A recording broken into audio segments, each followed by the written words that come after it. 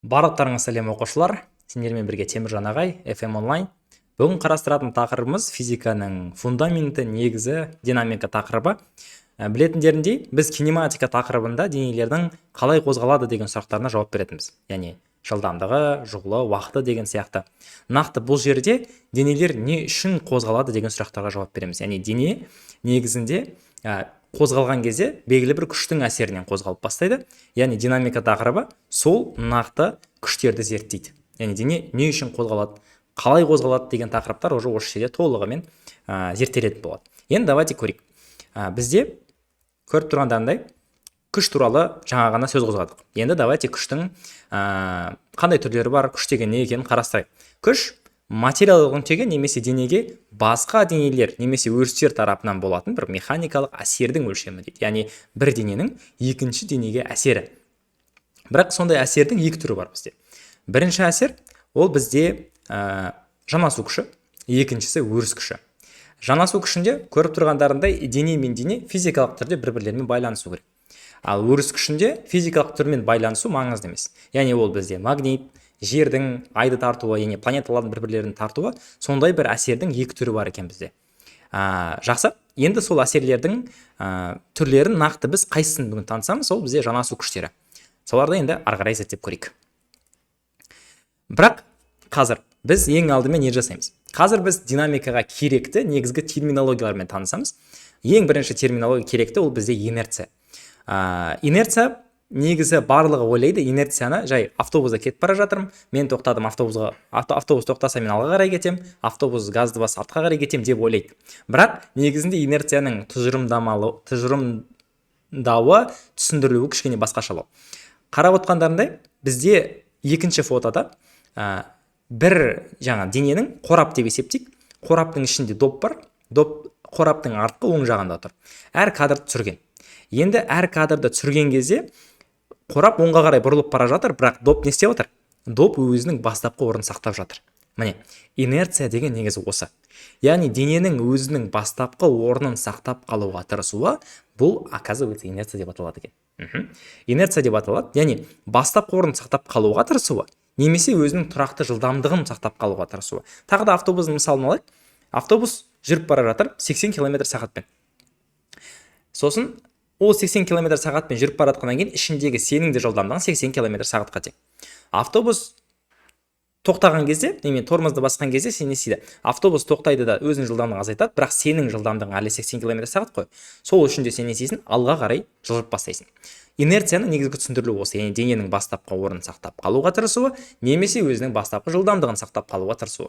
Бұл инерция, немесе Ньютонның бірінші заңы деп те атайды. Қазір оған келеміз. Оған дейін ең басты шамалардың бірі ол массамен танысайық. Негізгі массаның түсіндірілуін қарастыру үшін бізге керекті бір деталь бар. Ол бізде әрине инерттілік. Инерттілік деген не? Инерттілік дегенді былай түсіндірсе болады. Көріп тұрғандарында бізде оң жақта 2 ағай тұр, сол жақта 1 апай тұр. Масса оң жақта көбірек. Масса оң жақта көбірек болғаннан кейін әрекеттесуден кейін оның жылдамдығы азырақ болады. Сол жақта масса аз, жылдамдығы көп. Яғни инерттілікті бір сөзбен қалай түсіндіруге болады? Бір сөйлеммен дененің жылдамдығының массаға байланысты өзгеруі болды. Бітті. Яғни жылдамдық өзгереді массаға байланысты. А вот енді масса деген не? Масса сол жылдамдықтың, сол инерттіліктің өлшемі болады да. Инерттілік жылдамдық өзгереді массаға байланысты, ал масса деген сол инерттіліктің өлшемі болады екен. Жақсы. Масса килограммен өлшенеді. Ары қарай керекті детальдарға келейік. Как раз енді міне Ньютонның заңдарына келдік. Ньютонның заңдарының ең біріншісі ол бізде инерция заңы деп аталады. Манағы инерцияны қарастырған кезде біз айттық, өзінің орнын сақтап қалуға тырысуы, немесе тұрақты жылдамдығын сақтап қалуға тырысуы. Енді көрейік. Мына жерде бізде қазір бір мысал қосып жіберейік. Так. Қараңдар. Мынау мысалда мен толығымен үйкелісті алып тастаймын. Ауаның кедергі күші жоқ, жердің үйкеліс күші жоқ. Яғни мен бұл денеге бір жылдамдық берейін. Денеге жылдамдық берем. 208 ньютонмен и жібере салайын. Жылдамдықты көріп тұрсыңдар спидометрде. Жылдамдық 13,8 метр секунд болып тұр. Оған сырттан күштер әсер етіп отқан жоқ. Яғни ол осы өзінің тұрақты жылдамдығын ары қарай жалғастырып кете береді. Егер де орнында тұратын болса, мынандай болып орында тұра беретін болса, сол орында тұра береді. Ньютонның бірінші заңының негізі де осы ғой. Бірақ Ньютонның бірінші заңы мынау именно қозғалыс жағынан жерде орындалмайтын, білесіңдер, иә? Себебі жерде ауаның кедергі күші бар, жердің үйкеліс күші бар, дене бәрібір ақырында барда да не істейді? Ақырында барып өзінің жылдамдығын азайтады екен, себебі үйкеліс бар. Бірақ негізінде Ньютонның бірінші заңның түсіндірілуі осылай. Жақсы, ары қарай кеттік. Ендігі кезекте қарастыратынымыз ол Ньютонның екінші заңы. Көбі осы Ньютонның екінші заңын дұрыс түсінбейді. Яғни F тең ма деп жаттай салады, бірақ негізгі түсіндірілуі қандай? Давайте мынандай мысал алайық. Мысалы, мынау қаламды мен жоғарыдан төменге қарай лақтырғым келеді. Көріп тұрғанда гифкада адам төменге қарай түсіп бара жатыр. Басында жылдамдығы қаншаға тең болды? Басында жылдамдығы 0-ге тең болды. Яғни мен мына қаламды просто түсіре саламын, қолдан жібере саламын. Төменге қарай түсіп бара жатқан кезде жылдамдығы не істейді? Сендер кинематика курсында өткенсіңдер. Егер де дене жоғарыдан төменге қарай қозғалатын болса, онда дененің жылдамдығы бірнеше есе артады екен. Неге? Себебі денеге үдеу әсер етеді. Ал үдеу не үшін әсер етеді? Себебі денені тұрақты бір күш тартып жатыр. Қандай күш? Жердің тарту күші. Яғни жердің тарту күші денені жоғарыдан төменге қарай қозғалған кезде оған күш қылып әсер етеді екен, и дененің жылдамдығы қалай өзгереді екен? Үдемелі өзгереді екен. Яғни мен бұны не үшін МЖ-мен түсіндіріп жатырмын? Себебі бұл екі формула бір-бірлеріне ұқсайды. Екеуі де үдеу ғой себебі. Мына мысалға қарайық. Қазір осы мысал түсіндірген кезде барлығын түсінесіңдер. Так, қайтадан мысалымызға оралайық. Мына мысалымызда не дейді? Мен қазір үйкеліс тағы да алып тастайын. Алып тастамасам да болады, бірақ просто тезірек болады ситуация. Қараңдар. Бұл жердегі мысалда былай жасайық. Үйкелісті алып тастаймыз, жылдамдықты қосайық. Өте маңызды спидометрдің болуы. Енді қараңдар, давайте разнообразие болсын. Кішкене мынандай нәрсе қосып қойайық. Күш 125 ньютон. Тұрақты. Өзгеріп тұрған жоқ. Все. Жылдамдыққа назар аударамыз. Жылдамдық артып жатыр, және де артып жатыр. Қозғалып тоқтатқан жоқ. Күш тұрақты бірақ. Яғни күш тұрақты болған кезде біздегі дененің қозғалысы бір қалыпты емес. Қандай болады екен? Үдемелі болады екен. Мысалы, мен қазір мына жерде үйкелісті қосатын болсам, дененің қозғалысы уже кеммелі болып отыр. Үдемелі, кеммелі екеуі бірдей, просто таңбасы әртүрлі ғой. Сондықтан да мына жерде де кеммелі қозғалыс болып отыр. Дұрыс па? Неге? Себебі оған тұрақты күш әсер етіп жатыр. Яғни күш болатын болса, дене үдемелі қозғалады екен, немесе айнымалы қозғалады десек те қателеспейміз. Так, енді мынаны мысалға тағы да бір оралайық. Қорытындылай келе, денеміз қозғалады екен, үдемелі қай кезде? Оған тұрақты күш әсер еткен кезде. Мынау негізгі Ньютонның екінші заңы, F тең ма деген үшінші заңы бізде өте қатты керек. Себебі есептерді талдаған кезде, бұл F тең ма сол есептердің бастауының негізгі фундаменті. Себебі бір денеге бірнеше күштер әсер етеді ғой. Как раз именно сол дүниелердің барлығын келесі сағатта талдаймыз. Жақсы, ары қарай барайық. Ньютонның үшінші заңы, мынау гифка өте күшті түсіндіреді мына видео. Егер де Ньютонның үшінші заңы болмайтын болса, мынау адамның басы артқа қарай кетпейтін еді. Дұрыс па? Яғни бұл жерде қандай процесс орындалып жатыр? Кез келген сен денеге әсер ететін болса, мысалы мен итерем столды, көтерем, бір затқа әсер еткім келсе де, кішкентай бір затты көтерсем де, ол бізде немесе итерсем де, бізде одан қарама-қарсы белгілі бір күш всегда әсер етеді, әрқашан әсер етеді. Енді ол мысалды қалай көрсек болады? Қалай түсінсек болады? Тағы да мысалға оралайық. Так. Бұл жерде енді үйкелісті қосу керек болады. Және де күштердің әрекеттесуін міне қойып қоямыз. Қараңдар. Мен бұл денені itергенше дейін маған 57 ньютонмен алға қарай әсер етіп жатырмын, бірақ маған тағы да артқа қарай тағы да 57 күш ньютон әсер етіп жатыр. Мынау Ньютонның үшінші заңының түсіндірілуінің керемет мысалы.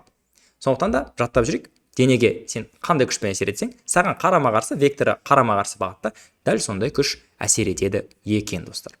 Жақсы. Ары қарай жалғастырайық. Енді Ньютонның негізгі заңдарын қарастырдық. Енді күштер деп айттық қой, динамикада күштер зерттейміз деп. Басынан динамика басталған кезде ең бірінші 7-ші сыныптан бастап қарастырылатын күштер, ол ең біріншісі ауырлық күші.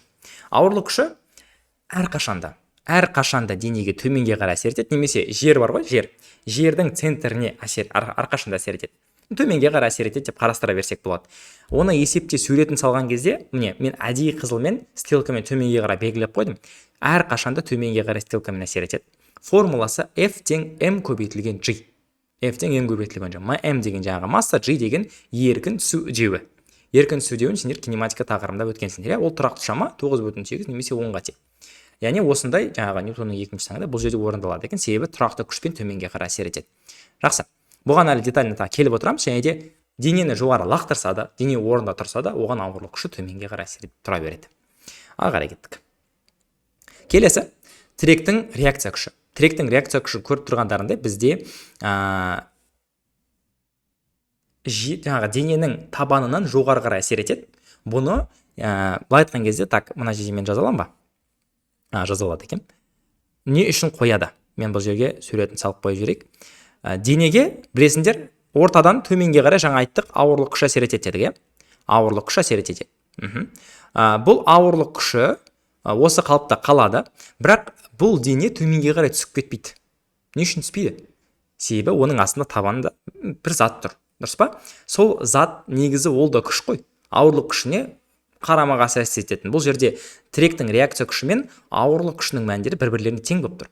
Как раз екеуінің бір-бірлері мәндері тең болғаннан кейін бір-бірін әзетсең 0-ге тең болады. Сондықтан да бұл дене қозғалып тұрған жоқ ешқайда. Яғни ауырлық күшіне тең әсерлі күш болып жоғары қарай бағытта әсер етеді. Тіректің реакция күші әрқашан да тірек пен дененің арасында перпендикуляр әсер етеді. Если мысалы дене былай мұнсындай бір деңгейде тұратын болса, тіректің реакция күші мынандай деңгейде тұрады. Перпендикуляр болу керек. Тірек пен жаңағы біздің күштің бағыты, иә, тіректің реакция күші. Жақсы, аты айтып тұр ғой, тіректен белгілі бір әсер. Келесін қарастырайық. Және де көбі қателесетін, көбі түсіне бермейтін, көп қарастырылмайтын күштердің бірі жіптің тартылу күші негізі. Өте маңызды. Жіптің тарту күші обычно екі дененің бір-бірімен әсерлескен кезде пайда болады. Себебі мына жердегі күші, мына жіп емес, сразу айтайын, бұл жіп емес. Бұл белгілі бір прямой қолмен алып тартып жатыр деп есептеуге. Мына бірінші денені мен көрсетіп қойған. Екіншісі бізде так, секунду. Дұрыс. Екіншісі бізде жіп ортада тұр. Енді қараңдар, жіптің тарту күші әр денеге қалай бағытталғанын білген маңызды.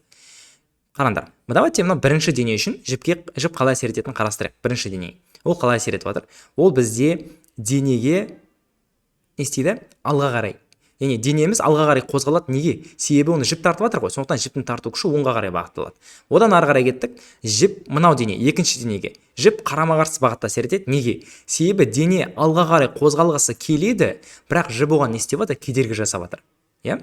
Сол үшін де оның жіптің тарту күші бұл денеге қарама-қарсы болады. Осы дүниелерді білген өте дұрыс. Себебі есеп шығаруда біз күштерді сызамыз. Бұл жіптің тарту күші әр денеге осылай әсер ететінін біліп жүрейік. Жақсы. Мынау көріп тұрғандарындай, бұны ертең келесі бөлімде талдаған кезде бұны обязательно шпаргалка ретінде қарастырамыз. Иә?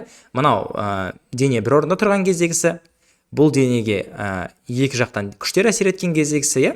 Бұны есеп шығарған кезде міндетті түрде қарастырамыз. Бұл бізде денелердің күштерінің векторларымен жұмысы. Иә? Осындай бір қорытқы күштер бар. Сосын қарастыратын тағы да қандай дүние? Міне, қараңдар. Яғни әр денеге, мысалы мына бір денеге күшпен әсер етіп жатыр. Ол кезде оған қандай күштер әсер ететінін қараңдар. Мысалы N деген тіректің реакция күші, мына W деген ауырлық күші, көріп тұрсыңдар ғой, иә? Оған бір күш әсер етіп жатыр. Күштердің сызу өте маңызды динамикада. Яғни күштерді сызу арқылы ғана біз есептерді дұрыстап шығара алады екенбіз. Күштер қате сызылатын болса, есептің шығарылуында қате болады. Себебі формуладағы таңбалармен біз қателесіп кетеміз. Яғни әр ситуация үшін, әр жағдай үшін бізде осындай күштердің сызылулары бар екен, және де бұлардың барлығын біз міндетті түрде қарастырамыз. Жақсы? Мынаны бір қарап жүрейік. Және де бүгінге қарастыратын соңғы күшіміз әрине икерус күші. Білетіндерінде икерус күші жоғары болса, біздің денеміз сырғанай алмайды. Яғни асфальттың үстінде мысалы кекеген бір затты жерден сырып көрінді. Икерус күші, мен айтып жатқаным қазір сырғанау икерус күші нақты. Көріп тұрғандарында бірінші видеода икерус күші почти 0-ге тең деп есептейік. Негізі 0-ге тең болмайды, но почти 0-ге тең деп айтайық. Жуық тап дейікші. Мына жерде икерус күші өте үлкен. Мына екінші фотода икерус күші өте үлкен. Себебі икерус күші үлкен болғаннан кейін бізде денеміз сырғанай алмай жатыр. Ал мынау дене өте жақсы сырғанап баратыр. Көрдіңдер ме? Және де икерус күшінің коэффициенті мынау мю деген. Ол затқа байланысты негізі, заттың өзіне байланысты. Мысалы, мұздың үстінде заттар жақсы сырғанайды, мұздың үстінде еместер, әлсіз сырғанайды. Соответственно, бізде осыдан біз не істейміз? Зат бізде не істейді? Ол икерус күшінің коэффициенті 1-ден төмен болады, және де 0-ден үлкен болу керек. Басқаша шығып кететін болса, ұбт-да сен дұрыс таппадың деген сөз ғой бұл точно. Яғни бұл жерде қараңдар. Нақты айтқан кезде мына жақта μ1 үйкеліс коэффициенті кіші, мына жақта үлкен. Иә, мына жерде кішігірім қате кетіп қалыпты, но фотоға қарап түсінуге болады, иә. Үйкеліс күшінің формуласы F тең μmg, және де ол әрқашанда денеге қарама қарсы әсер етеді. Қарама қарсы. Сырғанау үйкеліс күші нақты. Иә, басының көбінесе сырғанау үйкелісін қарастырасыңдар. Денеге әрқашанда қарама қарсы әсер етеді. Яғни мен денені итердім, жаңағы мысалдағыда көргендеріндей, итерген кезде денені тоқтатуға тырысады үйкеліс күші. Яғни әрқашанда векторы артқа қарай бағытталады. Формулада mg-ді сендер білесіңдер, бұны басқаша n деп те жазуға болады негізі. Мю үйкелістік коэффициенті дененің жаңағы тұрақты шамасы. ұбт-да бұның коэффициентін нақты беріп қояды. Немесе осыны табу керек кезде формуладан мюді f бөлінген mg деп қоя саласыңдар. Нақты көрінісі міне осындай. Ары қарай қозғала берейік. Сонымен бүгінгі соңғысы, ары қарай бізде уже есепте талдау кетеді. Бүгінгі соңғысы ол әрине үйкеліс күшінің түрлері. Көріп тұрғандарындай тыныштық үйкеліс күшінде бізде денеге әсер ететін үйкеліс күші көбірек немесе тең болады күшке. Егер де көбірек немесе тең болатын болса күшке, онда біздің денені қозғалта алмайды. Яғни мен денені қозғалта алмаймын ондай кезде, көріп тұрғандарындай. Ал екіншісінде сырғанау үйкеліс күші. Сен сырғанаған кезде саған міндетті түрде үйкеліс күші әсер етеді. Міндетті түрде үйкеліс күші әсер етеді. Ол үйкеліс күші әсер еткен кезде біздің денеміз сырғанайды, және де ол тоқтайды. Міндетті түрде тоқтайды. Себебі артқа қарай әрқашанда оған үйкеліс күші әсер етеді. F тең μmg формуласымен. Иә. Енді одан бөлек домалау үйкеліс күші бар. Яғни оның табиғаты мүлдем бөлек. Бұл жерде процестер мүлдем басқаша қарастырылады. Иә, көріп тұрғандарындай. Бірақ осы үш үйкеліс күшін біліп жүріңдер міндетті түрде. Ендігі кезекте келесі видеоны міндетті түрде қараңдар, себебі ұбт-да бұны теориялық жүзде сендер жақсы білулері мүмкін, бірақ бұның ең күрделі этапы басталатын ол есептерінде.